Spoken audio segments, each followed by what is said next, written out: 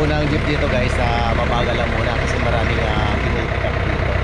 Hindi tutulad sa Manila na talagang ang bilis lang, pero dito ano, padahan-dahan lang muna.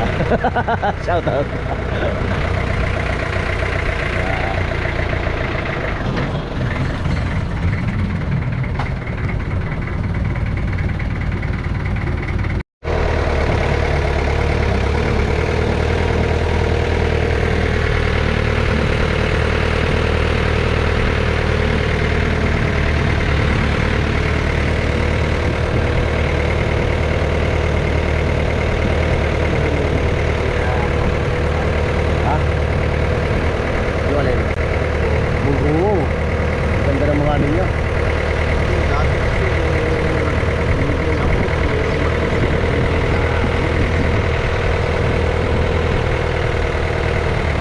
Papadala yata kay ano sa mga anak niya.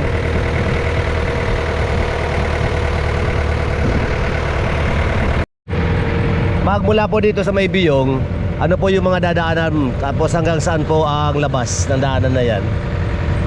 Yan, daanan na yan. San Rafael. Papunta San Rafael. Dito ng Pagubat na. Pagubat na yan. Dito ng Sursuro. Hindi na dadaan ng Preto Diaz? Hindi na. Hindi na. Baba lang talaga ng gubat. Tapos pakanan siya, susursugon na siya. Dala pa lang.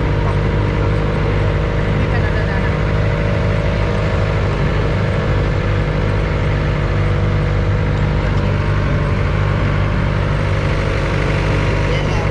So ayun guys, mayroon tayong nakita dito at nadaanan na Diteras sa Resorts.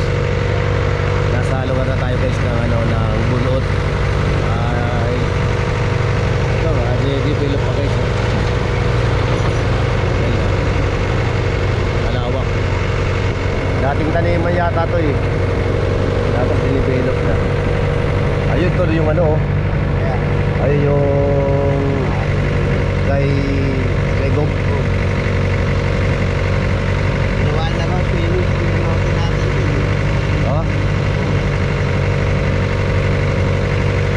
Kitang-kita nyo guys yung ano, lugar ng Sorsogon.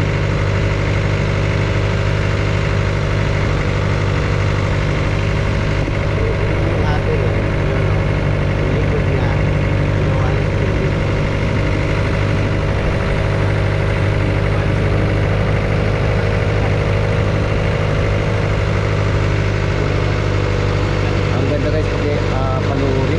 Masarap tingnan ng mga lupa o sakahan. Sa ngayon ang tanim nila yata guys bali mga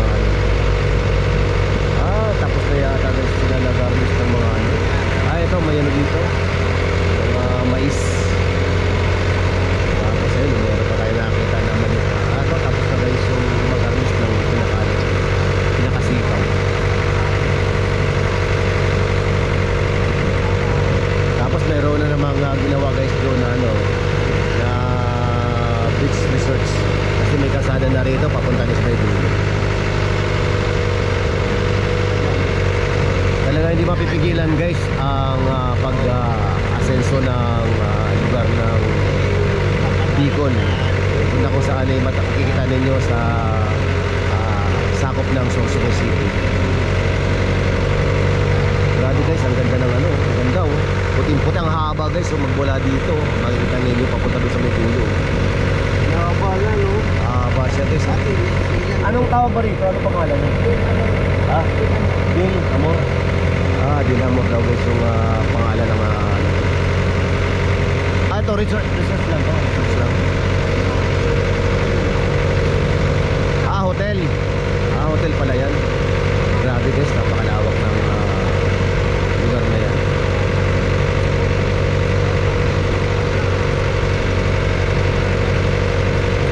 Ganda.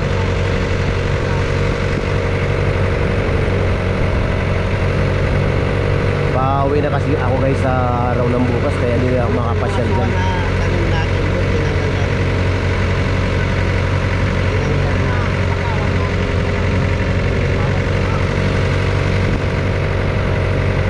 Yung aming lupa guys, nabili ng may-ari niyan. Bali, hanggang alaala na lang kami guys. Kasi malayo kasi guys yung lupa na to sa lugar namin. Kaya naibenta na lang. Ano naman guys ng mga saging. Ngayon ko hindi pa nakakapag-harvest dito guys.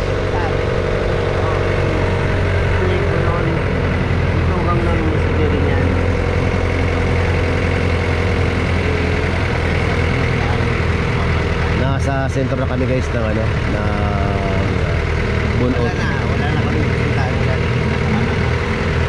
Inakalay niya mo.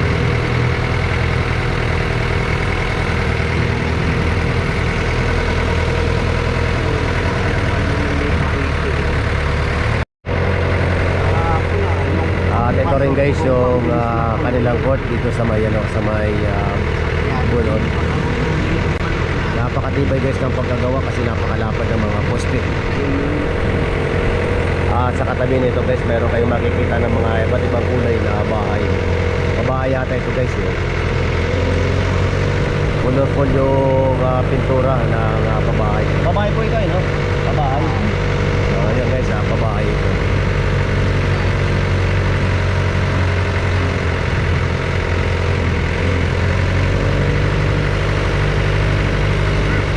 Malapit na tayo guys sa may ano, sa susunod na baryo.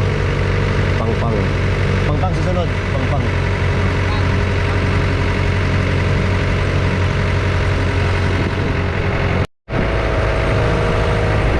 Malapit na tayo guys sa may Pangpang.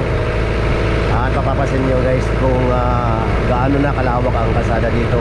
At ito ay hindi na pinoproblema ng mga commuter dito guys kasi napakalawak.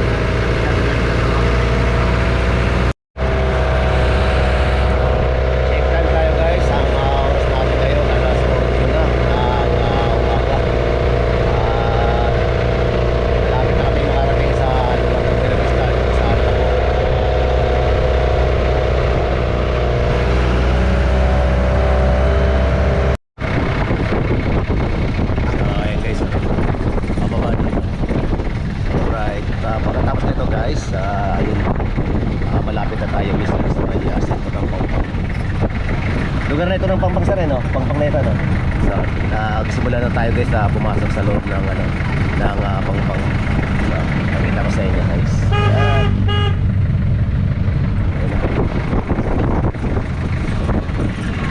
So, ito yung lugar ng Pangpang.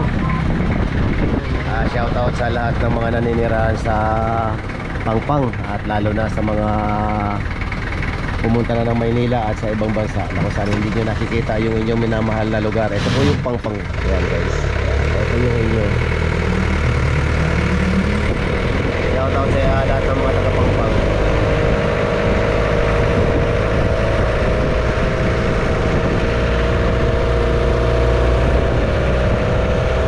At papasok na rin tayo guys sa may lugar ng Buena Vista.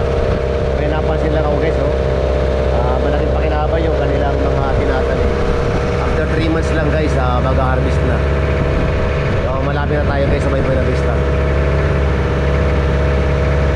Medyo matagal-tagal din tayo guys na ano medyo matagal-tagal tayo guys na hindi nakakadalang dito.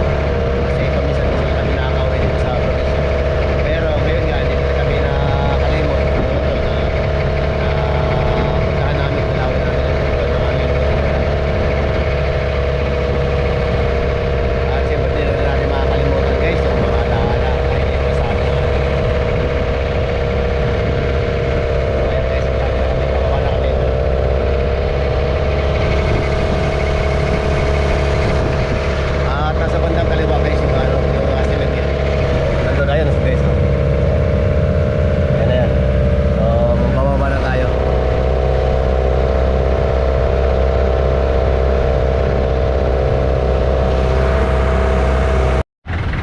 Okay. Salamat ulit tabi. So ayan guys, nababa na kami kasi nandito ako sa tapat ng cemetery. So ang lugar na ito guys ay lugar ng Buena Vista. Ayan, nakikita ninyo guys yung pinaka sentro ng Buena Vista. Malaki ito, ito yata yung pinakamalaki guys na baryo dito na malaki. So tingin ko guys,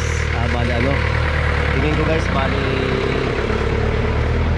Dito lang muna kami sa may, sa may sementeryo. Ayan. Ito yung kay Papay. Dito lang. Ayun oh, ayun sa likod oh. Lang neto. Sa likod. So, So dito tayo dadaan sa gilid. oo. Ayan. Paunahin ko muna si Utol. At kukunan natin muna ng video. Ayan, sa lahat ng nagmamahal, sa lahat ng mga nailibing dito. Ito po yung lugar ng Buena Vista. Ito po yung cemetery po nila dito.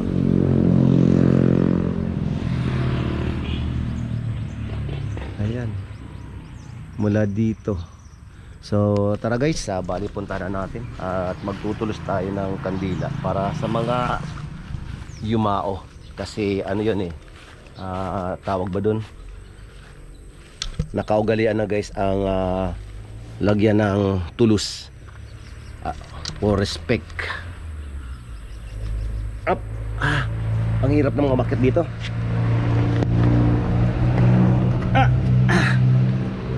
Saan duman?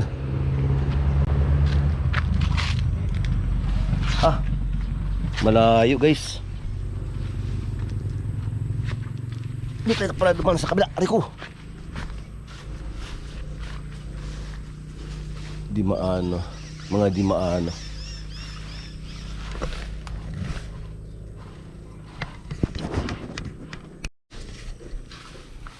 So pasok tayo dito guys. So yung iba guys tinanggalan na ng mga tinanggalan na ng mga kabaong. Mga laman wala na. So gusto sabihin din na sila nakakabayad guys. Wala nang renewal. May tumumba sa mga damo. Kumalat yung ating sisinggan. Ito. Yung papay. Ito yung kay Mamay. Ay, kapabil. Kay Mamay. At kay Papa Ubel. Magnanay po sila. Yung aking lola at tiyo. Tapos ito yung pinakamamahal namin na lolo, Jose de Salesa. Yan. Dami nang nakapatong na yan, no? Dapat di pinapatungan yan kasi pag-aari ko ni binili ito ni Papando Tapos kanyang lote ito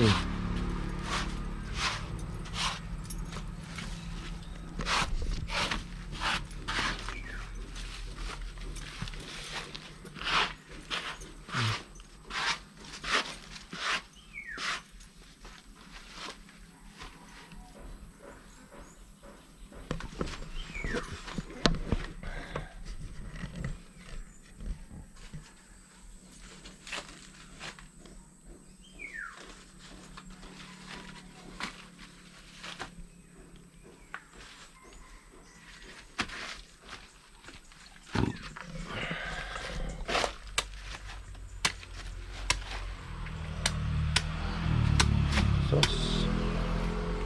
Ang kati na may makagat na langgam.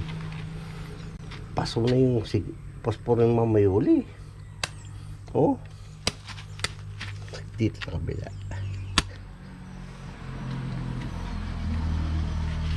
Parang paso na. Pangit na yung ganitong posporo Hindi nagsisindi. yun. Kailangan dalawa pala.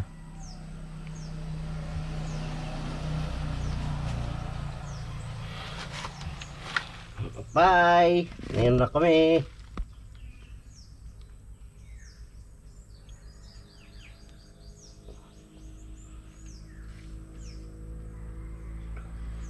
Ang pagtulos guys ng kandila ay pag-aalaala sa mga minamahal. Respeto. So bali tigi isang kandila ang nilalagay. Ano yan? Initan mo tol sa ilalim tol.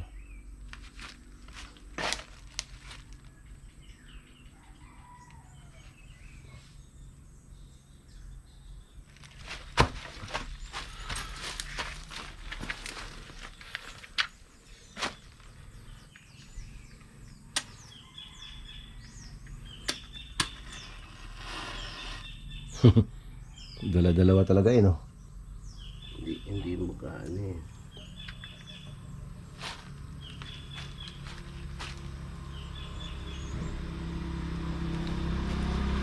Open. Ayun, mamay.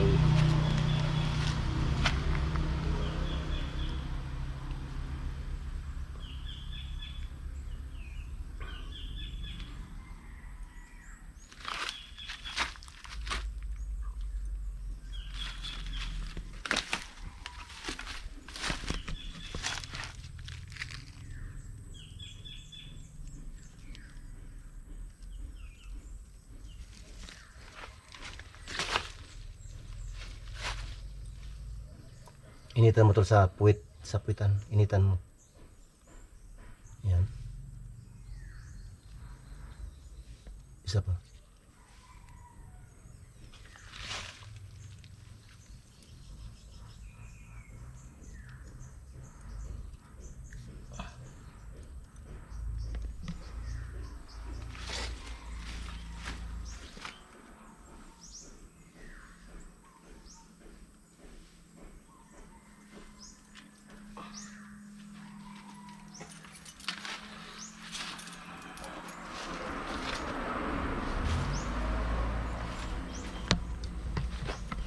Saan ka nag-agi? Dito.